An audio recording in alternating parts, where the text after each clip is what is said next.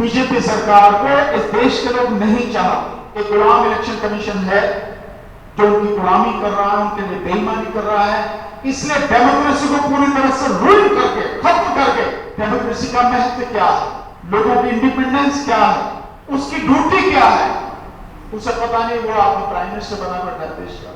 अगर इस तरह की सोच चीफ मिनिस्टर की है और इस तरह की जो मैंने अभी बताया है कि दो कम्युनिटी के बीच का झगड़ा बता रहा है प्राइम मिनिस्टर, उसकी सोच है, तो हम कितने खतरनाक माहौल में जी रहे हैं। जो सोशल ऑर्गेनाइजेशन है, जो एक्टिव लोग हैं, वो लोग मणिपुर के मसले को बहुत संवेदनशीलता के साथ में समझें।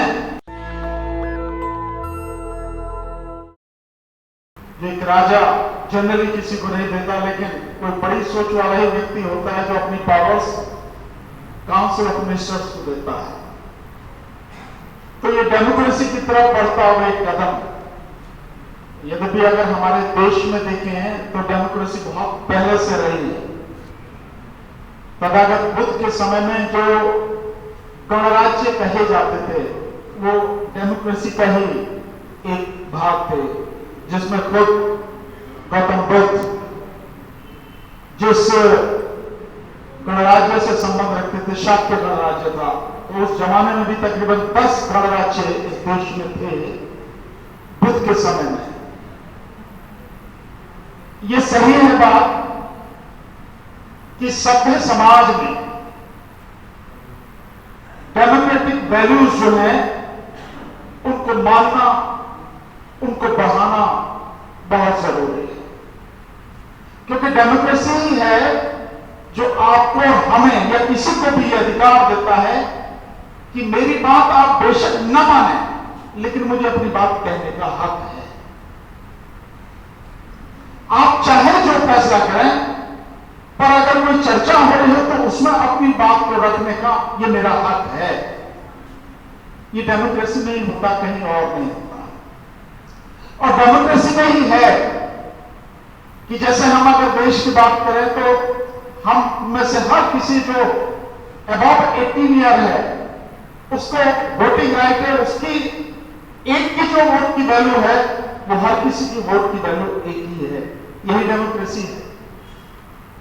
यही डेमोक्रेसी है कि चाहे हमारे विरोधी सत्ता में बैठे हों, फिर भी हमें अपनी बात कहने का और उनके सामने कहने का हक है। यही डेमोक्रेसी है।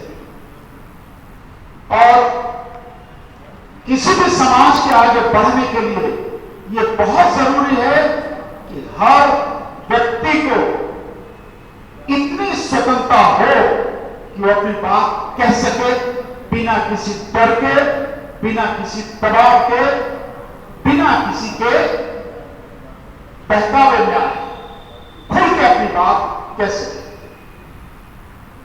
आप देखेंगे दुनिया में जहां जहां भी डेमोक्रेसी है और डेमोक्रेटिक राइट्स को अगर गवर्नमेंट्स ने प्रोटेक्ट किया है तरीके से, उनकी वैल्यूज को अगर समझा है, तो उन कंट्रीज ने बहुत राइज किया है। दुनिया में सारे उदाहरण आप देख सकते हैं, जहां जहां भी ऐसा है बहुत उन्होंने तरक्की की है। लेकिन आज अगर मणिपुर के संबंध में हमें यह बात कहनी पड़ रही है,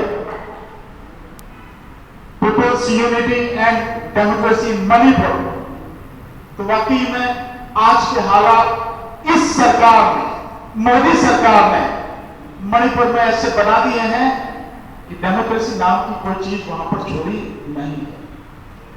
मुझे नहीं पता कि आपने सुना है नहीं सुना, लेकिन ये विद इन ए वीक, मतलब एक हफ्ते पहले प्राइम मिनिस्टर का स्टेटमेंट मुझे सुन के बहुत दुख हुआ, शौक लगा कि एक प्राइम मिनिस्टर से कैसे बोल सकता है।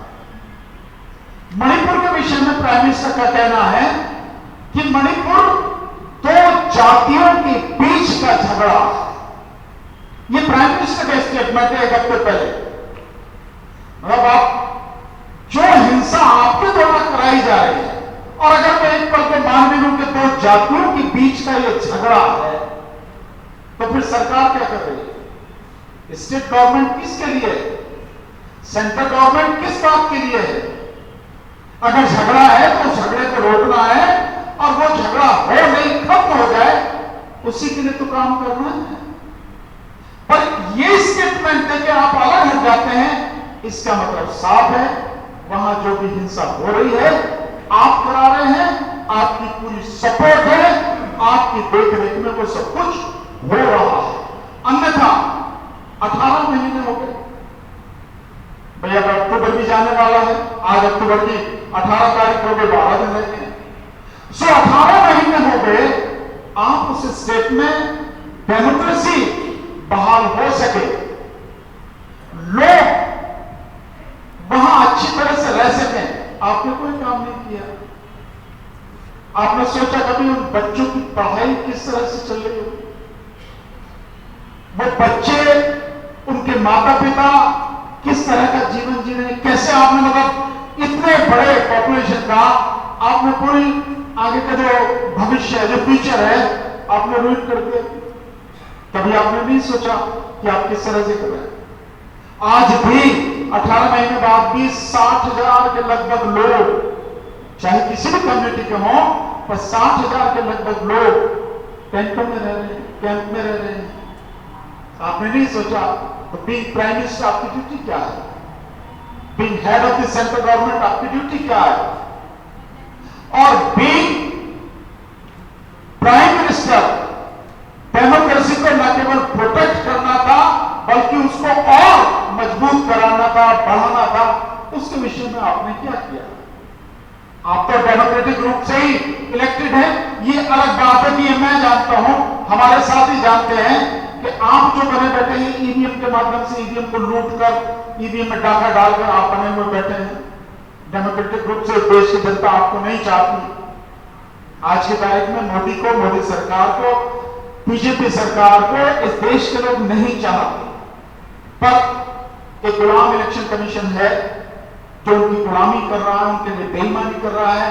इसलिए डेमोक्रेसी को पूरी तरह से रूल करके, खत्म करके आप सत्ता में बने बैठे हैं। तो दुर्भाग्य इस देश का कि एक ऐसा अनपढ़ व्यक्ति, एक ऐसा व्यक्ति जिसे डेमोक्रेसी का पता ही नहीं है कि डेमोक्रेसी क्या चीज होती है, डेमोक्रेसी का महत्व क्या है, लोगों की इंडिपेंडेंस क्या है, उसकी ड्यूटी क्या है, उसे पता नहीं। वो आदमी प्राइम मिनिस्टर बना बैठा है देश का, जिसका नजरिया इस तरह का है। तो हम लोगों को न केवल अपने आप को प्रोटेक्ट करना है, बल्कि जो भी रोजे सर ने कहा कि कोई भी 34 कम्युनिटीज वहां पर रहती हैं, हमें सभी के राइट्स को देखना है, सभी को प्रोटेक्ट करना। और वो सारे के सारे लोग दोषी नहीं हैं, दोषी चंद लोग हैं, जिनका गुनाह है वो चंद लोग हैं, सब लोग नहीं है। सब लोग प्राण से रहना चाहते हैं। तो हमें ये सारी चीजें देखते हुए उसी तरह से काम करना है, न केवल अपने आप को प्रोटेक्ट करना है, अपने आप को स्ट्रांग बनाना है, बल्कि जो हम झेल रहे हैं। और इन हालात में जब स्टेट गवर्नमेंट कुछ करने को तैयार नहीं है, मैंने पहले भी कहा था, जब जंतर मंतर पर मीटिंग हुई थी तब भी मैंने बताया था कि जो चीफ मिनिस्टर, उसका जो वीडियो वायरल हो रहा है, द वायर में जो दिखाया गया, अगर इस तरह की सोच चीफ मिनिस्टर की है और इस तरह की जो मैंने अभी बताया है कि दो कम्युनिटी के बीच का झगड़ा बता रहा है प्राइम मिनिस्टर, उसकी सोच है, तो हम कितने खतरनाक माहौल में जी रहे हैं। इस सबसे लड़ना है, अपने को, अपनी कम्युनिटी को बचाना है, अपनी स्टेट को बचाना है, अपनी कल्चर को बचाना है, अपनी सोसाइटी को बचाना है। हमारे पे ज्यादा जिम्मेदारी आ गई है। रही हम लोग कोशिश कर रहे हैं। यही बात मैडम आई थी मुझे इनविटेशन देने, और हिजब सर आए थे 2 दिन पहले, तो मैंने तब भी कहा था कि हमारी कोशिश यही है कि यहाँ नॉर्थ इंडिया में, विशेषकर दिल्ली में, जो सोशल ऑर्गेनाइजेशन है, जो एक्टिव लोग हैं, वो लोग मणिपुर के मसले को बहुत संवेदनशीलता के साथ में समझें और आपके साथ कदम से कदम मिलाकर चलें, कंधे से कंधा मिलाकर चलें। मैं अपनी तरफ से कैसे कहूं, मेरे साथी जो है उनकी तरफ से कहता हूं, हम आपके साथ हमेशा हैं। ये हमारी जिम्मेदारी है एक नागरिक के नाते भी और समाज में एक सामाजिक कार्यकर्ता के नाते भी, एक वकील के नाते भी, कि अगर कहीं कुछ गलत हो रहा है, किसी के साथ अन्याय हो रहा है, तो जिसके साथ गलत हो रहा है, अन्याय हो रहा है, हम उसके साथ में खड़े हों। सामने चाहे कोई, हम आपके साथ हैं और हमारी कोशिश रहेगी कि हम मैक्सिमम जो ऑर्गेनाइजेशन से सोशल वर्कर्स हैं वो सब आपके साथ, आपके आंदोलन में, आपकी इस लड़ाई में पूरी ताकत के साथ में खड़े हों, ताकि आज जो हम ये दिन मना रहे हैं, डेमोक्रेसी का जो सेलिब्रेशन कर रहे हैं, वाकई में डेमोक्रेसी जब पूरी तरह से हमारे बीच में हो, दिखे, देश में दिखे, हर किसी को दिखे, तब उसको सेलिब्रेट करने का कुछ आनंद अलग ही होता है, मजा कुछ अलग ही होता है। तो इन्हीं बातों के साथ आपने बुलाया। नेशनल दस्तक की आपसे गुजारिश है कि अगर इसको बचाना चाहते हैं तो नेशनल दस्तक को सब्सक्राइब करने के लिए रेड कलर के सब्सक्राइब बटन को दबाएं, फिर बेल आइकन की घंटी दबाएं। नेशनल दस्तक को बचाने के लिए बहुत जरूरी है कि हर खबर को शेयर करें, लाइक करें, कमेंट जरूर करें।